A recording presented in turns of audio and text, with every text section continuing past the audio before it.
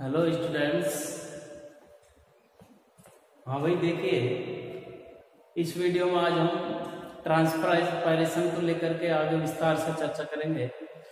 कल हम इसके डेफिनेशन, इसके टाइप्स और जो लीफ के टाइप्स हैं स्टोमेटा के आधार पर वो पढ़ चुके हैं और आज हम इसी चैप्टर को आगे बढ़ाते हुए यहाँ स्ट्रक्चर ऑफ स्टोमेटा एंड उसकी जो मैकेनिज्म है ट्रांसपायरेशन की, उनको यहाँ डिस्कस करेंगे।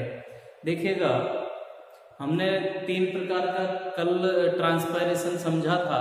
उसमें से जो सर्वाधिक मात्रा में होने वाला ट्रांसपायरेशन है वो हमने स्टोमेटल लिखा था, है ना। स्टोमेटल में जो अहम योगदान है वो स्टोमेटा का है, यानी रंध्र का है, और रंध्र पत्ती की सतह पर पाए जाते हैं। तो हमें जो यहाँ समझने की बात है वो रंध्र की स्ट्रक्चर है ना। स्टोमेटल स्ट्रक्चर को हम यहाँ समझेंगे। तो देखिए छात्रों, स्टोमेटा में जो स्ट्रक्चर है उसमें मोस्टली जो इम्पोर्टेंट 2 कोशिकाएं हैं उनका आपको नाम विशेष रूप से याद रखना है और उनको हम बोलते हैं गार्ड सेल्स के नाम से, है ना। वो किडनी शेप की होती हैं, वृक्काकार टाइप की होती हैं बनावट में, और रंध्र को वो चारों तरफ से दोनों कोशिकाएं किडनी शेप वाली गार्ड सेल्स कवर करके रखती हैं। रंध्रों के खुलना और बंद होने में भी उन्हीं दोनों कोशिकाओं का अहम योगदान होता है। और बड़े आकार की होती है कोशिकाएं, शेप में किडनी जैसी होती हैं, लेकिन उन दोनों कोशिकाओं के भी चारों तरफ काफी संख्या में एसेसरी सेल्स पाई जाती हैं, मतलब सहायक कोशिकाएं इर्द गिर्द में पाई जाती हैं। उनका भी अपना थोड़ा सा योगदान इसमें होता है। तो हम एक स्टोमेटा के स्ट्रक्चर की यहाँ बात करते हैं तो एक कॉमन डायग्राम के रूप में हम इसको ऐसे समझ सकते हैं। चित्र के माध्यम से थोड़ा सा समझेंगे, गौर करना। और एक किडनी शेप वाली स्ट्रक्चर अपन इस तरीके से बनाते हैं।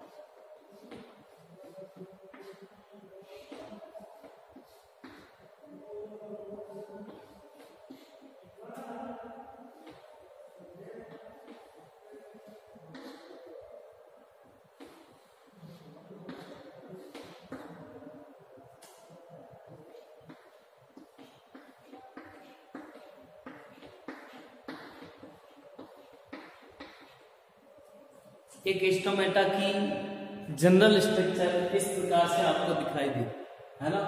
इनमें से जैसा कि आप देख पा रहे हैं, ये वाली जो कोशिका है ये एक गार्ड सेल है। इसी प्रकार से ये दूसरी गार्ड सेल है, द्वार कोशिकाएं इनको बोलते हैं, है ना। आप देख पा रहे हैं बिल्कुल किडनी जैसी शेप है इन कोशिकाओं की, आकार में बहुत अधिक बड़ी है। और इन कोशिकाओं के अंदर ये जो हम दिखा पा रहे हैं ये क्लोरोप्लास्ट है, हरित लवक की उपस्थिति है। तो कुल मिलाकर इनको गार्ड सेल, और गार्ड सेल का ही इसमें रंध्र के बंद होने और खुलने में, रंध्र की स्ट्रक्चर में इंपॉर्टेंट रोल होता है। ये सारी एसेसरी सेल्स हैं, इनका अपना इतना कोई खास अहम योगदान नहीं होता। तो इनको तो हम गार्ड सेल,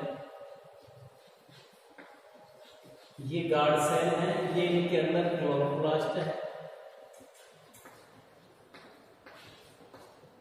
और ये सारी एसेसरी सेल्स हैं।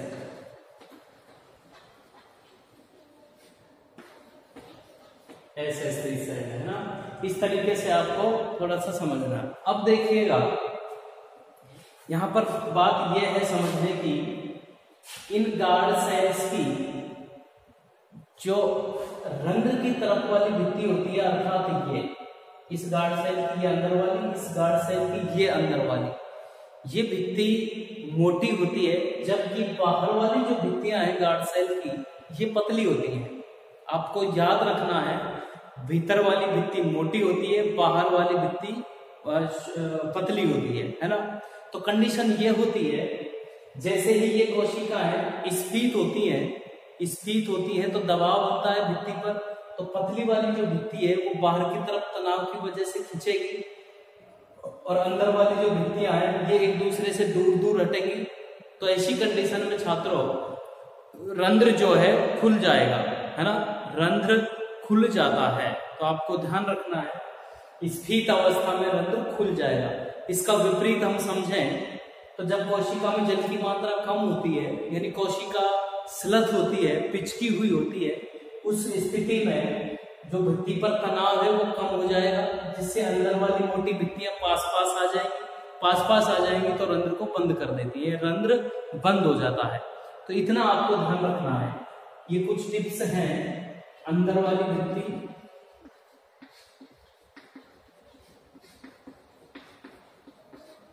अंदर वाली भित्ति मोटी, आपको पॉइंटों में याद रखना है। एक को याद रख तो दूसरे को उल्टा कर देना।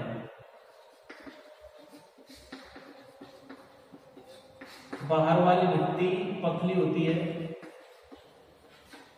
पतली, है ना। आपको क्या ध्यान रखना है, अंदर वाली मोटी है। और देखिए प्रोसीजर में बता रहा हूं, जैसे ही कोशिका, आपको शॉर्ट में ऐसे याद रखना है, द्वार कोशिका यदि स्फीत अवस्था में है तो रंध्र खुला होगा, है ना। द्वार कोशिका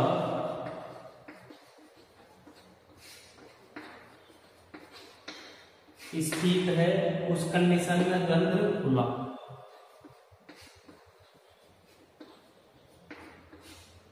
इसका उल्टा ही लिखना है, द्वार कोशिका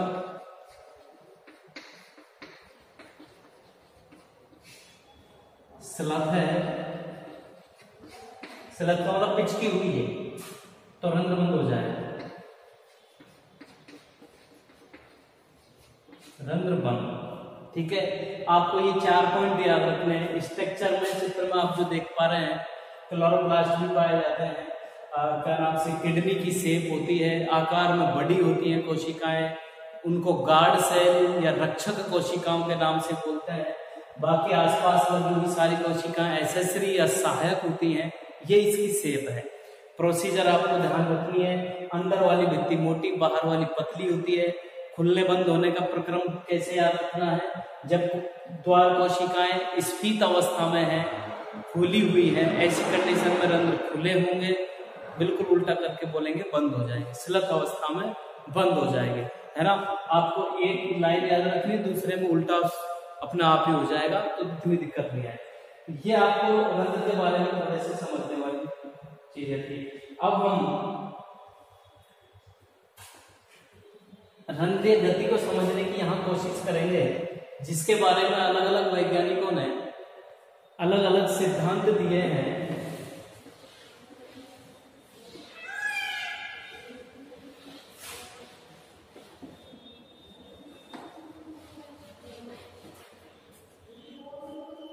रंध्रीय गति,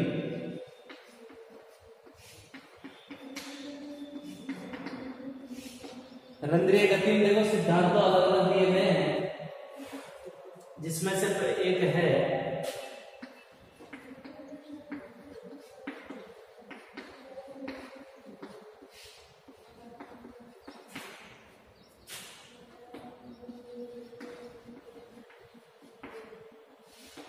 मांड-सर्करा परिकल्पना के नाम से जेडी सायरे एक वैज्ञानिक, उन्होंने 1923 में इस परिकल्पना को प्रतिपादित किया और रंध्रों की गति को इस परिकल्पना के द्वारा समझाने की यहाँ कोशिश की गई वैज्ञानिक द्वारा।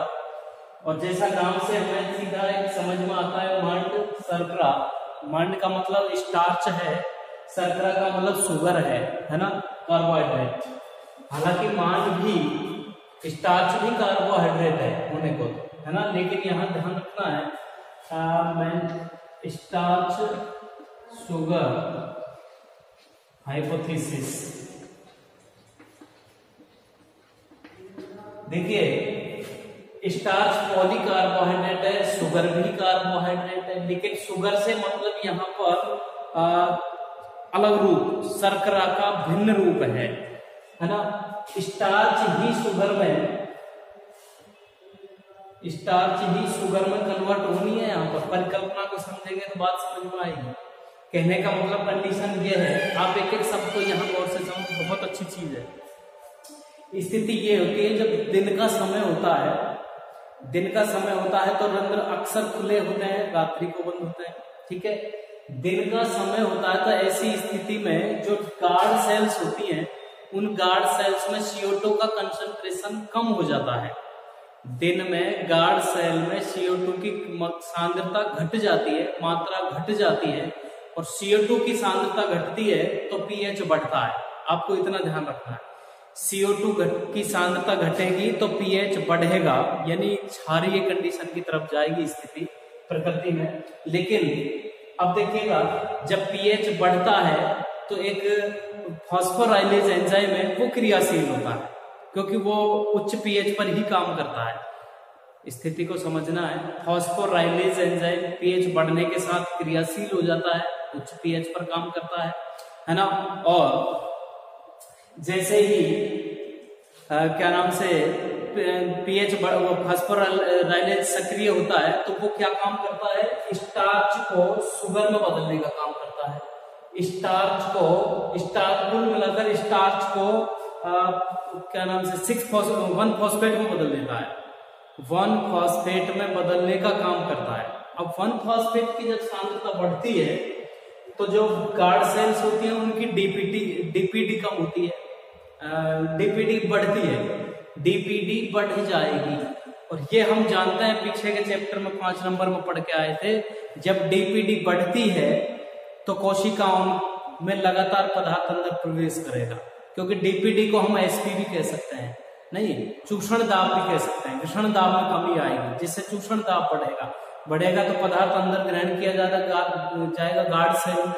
गार्ड सेल में लगातार पदार्थ प्रवेश करेगा तो गार्ड सेल टर्गिड हो जाएगी, स्फीत हो जाएगी। और स्फीत जब होती है तो अभी हम चर्चा कर रहे थे, स्फीत वाली अवस्था में रंध्र खुलेंगे या बंद होंगे, खुलते हैं तो रंध्र खुल जाएंगे। ये दिन में है स्थिति।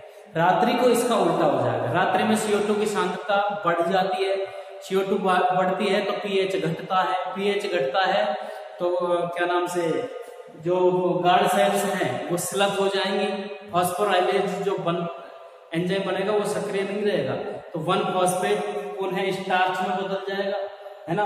कोशिका स्लग हो जाएगी और जो रंध्र है वो बंद हो जाएगा, एक दूसरे का विपरीत है। बात समझने लायक है, आपको ध्यान रखना है। इस हाइपोथेसिस को दिया गया था तो जेडी सायरे के द्वारा, जेडी सायरे वैज्ञानिक का नाम आपको याद रखना है, 1923 का है मामला। जेडी सायरे के द्वारा दिया गया 1923 में। मामला क्या है, अगर हम दिन की बात करें तो स्थिति क्या होगी, CO2 की मात्रा कम। दिन में CO2 की मैं शॉर्ट टिप में लिख रहा हूं, आपको समझ लेना है। दिन में CO2 की मात्रा कम, CO2 की मात्रा कम होती है तो pH बढ़ेगा, pH उच्च,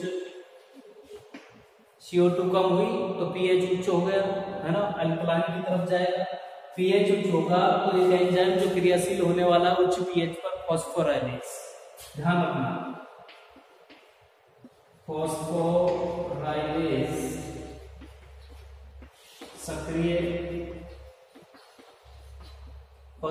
सक्रिय होगा, जो क्या बनाएगा, 1 फॉस्फेट।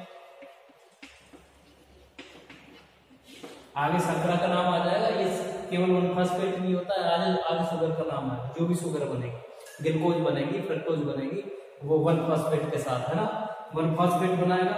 और 1 फॉस्फेट बनाएगा जिससे क्या होगा, द्वार कोशिका क्या हो जाएगी, स्फीत, और स्फीत होती है तो रंध्र खुलता फैक्टर। पीछे के पॉइंट में हम बताते हैं।